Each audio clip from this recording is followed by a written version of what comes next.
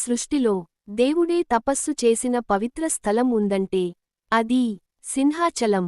తూర్పు కనుమల మధ్య పచ్చని అడవుల నడుమ నిశ్శబ్దమే నాదంగా వినిపించే చోట వెలిసిన దివ్యక్షేత్రం సింహగిరి. ఇక్కడ కొలువై ఉన్నాడు శ్రీ వరాహ లక్ష్మీ నరసింహస్వామి. హిరణ్యకశిపుని సంహారం తరువాత నరసింహస్వామి ఉగ్రరూపం ఇంకా శాంతించలేదు. లోకశాంతి కోసం, భక్తుల క్షేమం కోసం స్వామి ఇక్కడే తపస్సులో లీనమయ్యాడు.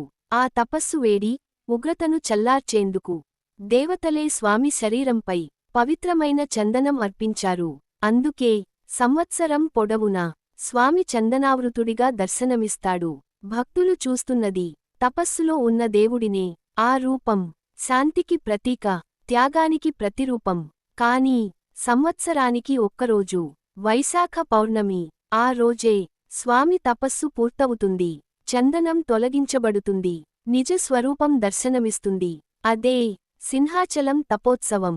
తెల్లవారుజామునే సింహాచలం భక్తులతో నిండిపోతుంది.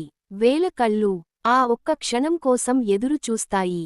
చందనం తొలగిన క్షణంలో స్వామి ఉగ్ర నరసింహ స్వరూపం దర్శనమిస్తాడు.